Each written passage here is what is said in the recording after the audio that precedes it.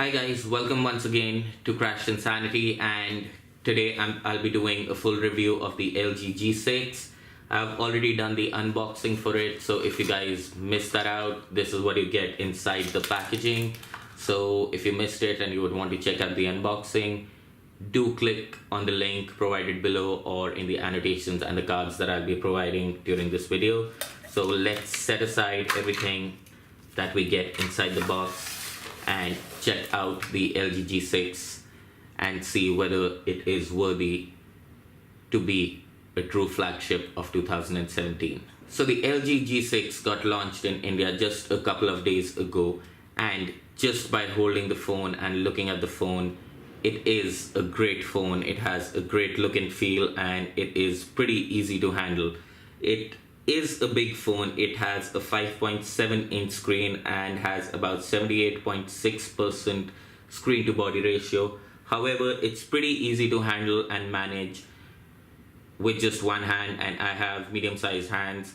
Although the screen is really big, but the bezels on all sides are pretty thin, so it becomes that much more easy to handle this phone. It's actually a great competitor for the Samsung Galaxy S8. That's again a very good looking phone.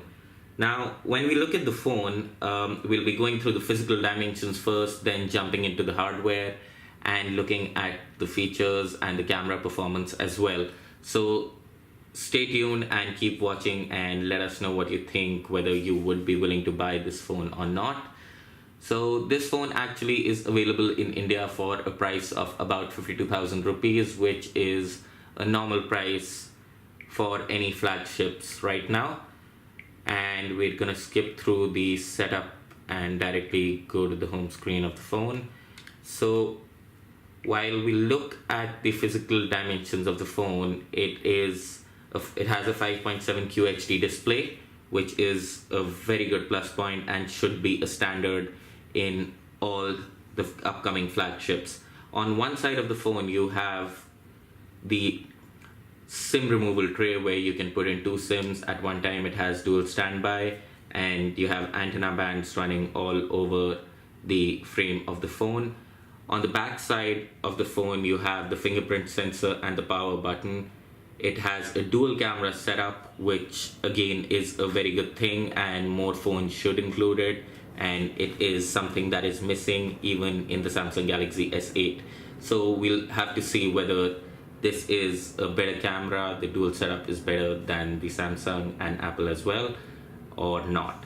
So on the back of the phone, you have two cameras. One is a 13 megapixel f1.8 aperture camera, and the other one is a wide angle lens, which has the aperture of f2.2. Now the primary camera actually has optical image stabilization, which is a great addition and was missing in the K10. However, the V20 did have it.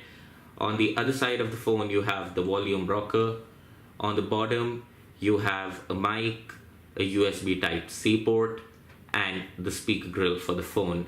And if you look at the top of the phone, we have just one mic, and thankfully they've retained the aux jack so that you can use your normal headphones. Alright guys, so this is the phone right now. So you can, as soon as I boot up, it tells me that I can sync my other phone into this directly. Just look at how amazing this phone looks. Just look at the bezel-less display. It has a great color contrast. It has about 600 pixel per inches, and by default the LG actually does not have an app drawer, but you can anyway set it up from the settings if you prefer the app drawer, or you prefer everything on your home screen. Now this is a feature that I really like and should be included in most phones.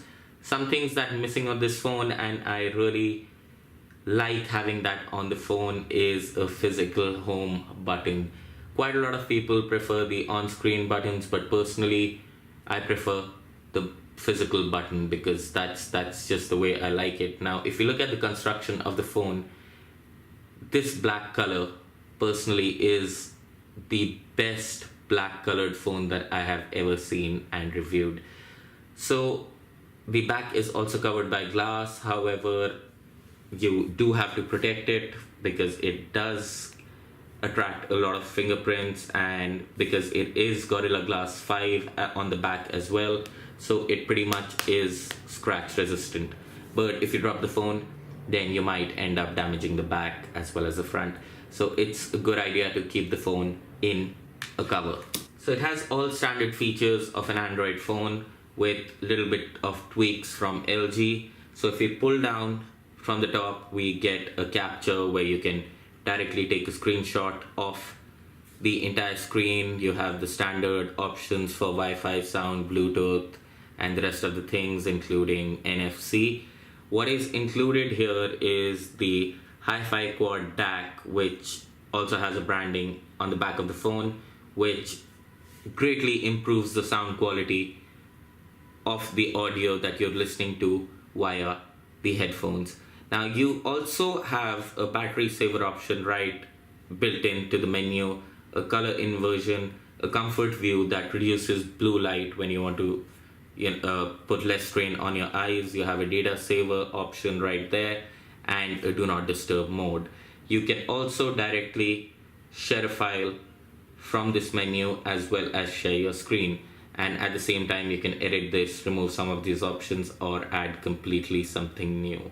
The square camera is another feature that has been added that will enable you to take pictures in different formats. For example, adding 2 pictures into a single frame or adding 4 pictures. So this completely removes the need of having a third-party application which helps you do the same. So this is actually a great thing. So you can actually click a picture and then you can click another one and it will combine both these pictures together.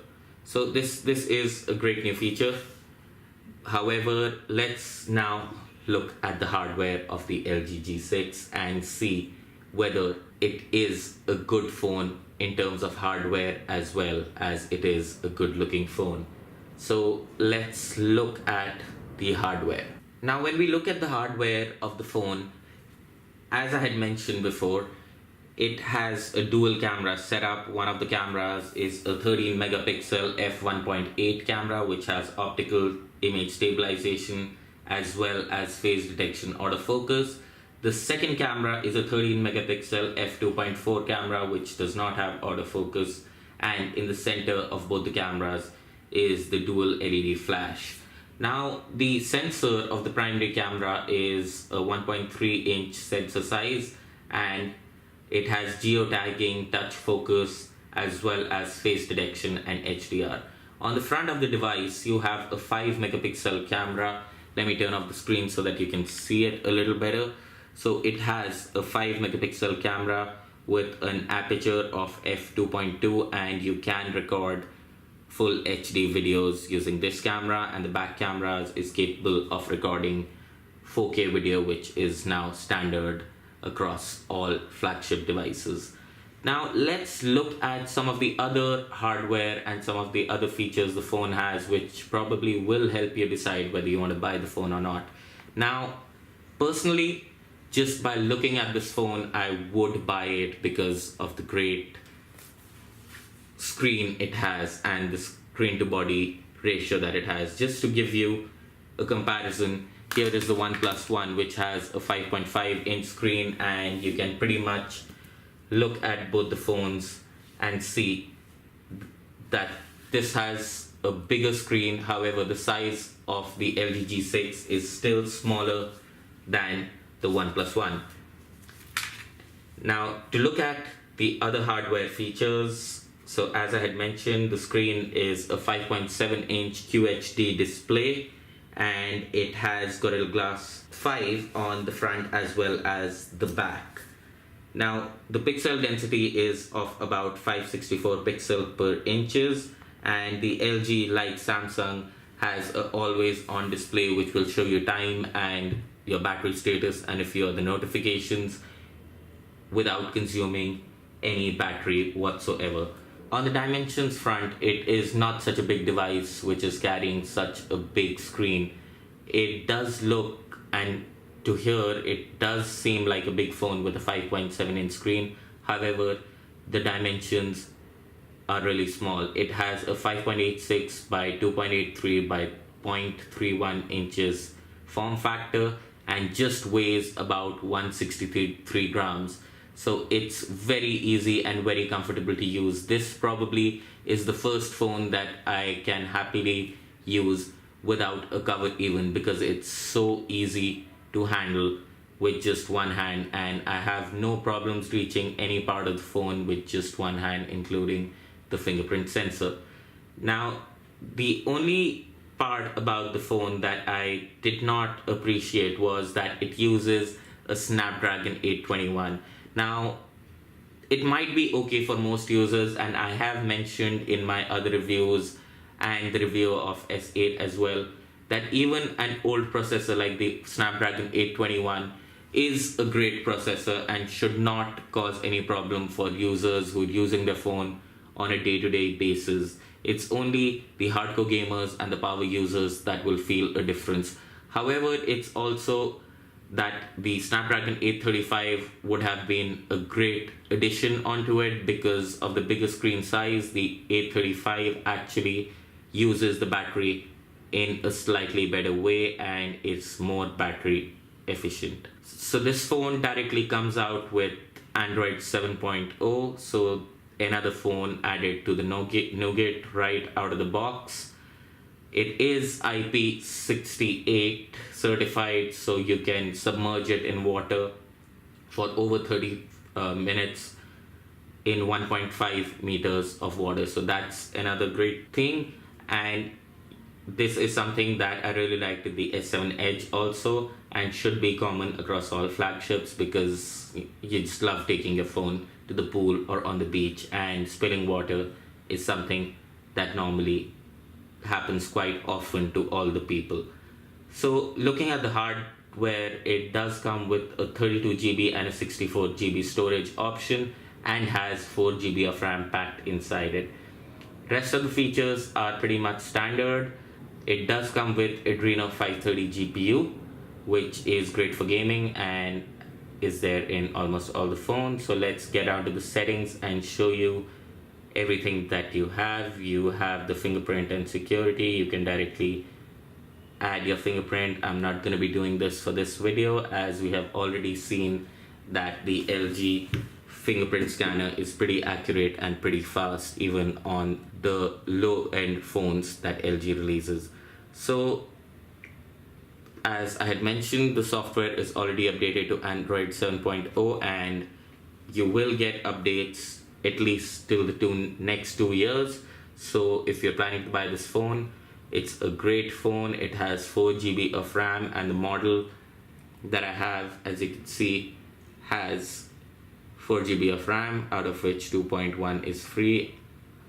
So let's get onto the camera and see what the camera can do. Just by booting up the camera, it shows me the aspect ratio on which I can click pictures, which would be better for the phone and better for my storage space as well. So it's a pretty standard camera application. You have a lot of different features. However, just look at it. Looking at the phone for the camera feels like you're just holding a screen in your hand, thanks to the near bezel-less display. So it has a couple of features and a couple of modes, like auto mode, panorama, 360-degree panorama, food photos, which I really like from the Samsung series. They put out amazing quality pictures. You have a pop-out picture, a video mode, slow motion mode, and time lapse right built into the applications. We'll see the performance of each of these in some time, and as soon as you hit the camera video recording button, it starts shooting video right away. Now let's look at some of the pictures that I have clicked. Now the camera on the LG G6 actually really impressed me. It has great color reproduction, and as you can see on your screen right now with my models, you can see even in low light conditions it does put out some great quality images with great contrast and great color reproduction.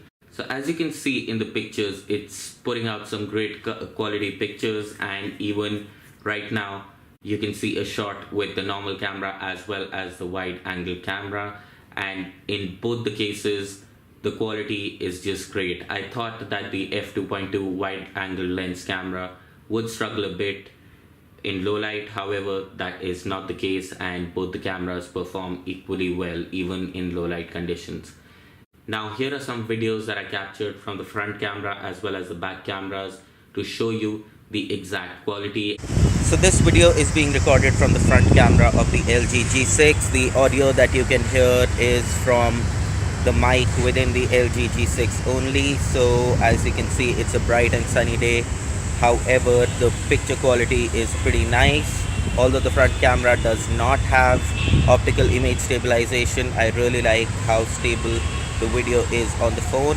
And even when we talk about color recreation, the colors are pretty accurate, and I'm pretty impressed with the front camera overall. The video from the back camera of the LG G6. This is the primary camera, which has optical image stabilization. Again, the audio is from the mic within the phone. So as you can see, the images and the video is pretty stable even though I'm shaking the phone a lot. You can change within the video from the normal camera to the wide angle lens at any time, and you can see the changes right here. The wide angle lens does not have optical image stabilization. However, again, the video is pretty straightforward and stable. Even my cat seems to like the LG G6 a lot. LG G6 really impressed me. It is a great phone, and for the first time I'm very happy with what LG has done in terms of specification and pricing. It does justice to just about both. The phone has a 5.7-inch QHD display, which is just amazing. It can be compared to Samsung Galaxy S8 or even the upcoming flagships of the year 2017. Again, the audio that you're listening is from the mic of the LG G6. To talk about the specifications, it has 4GB of RAM, 32 or 64GB of internal storage depending on what you like. And it has a dual camera setup. One is a 13 megapixel camera which has optical image stabilization, and the other camera is again a 30 megapixel camera with f2.2 aperture, which is a wide angle lens. And when we talk about the primary camera, it's a f1.8 camera which gives out great quality pictures and videos even in low light conditions, and you have already seen those images.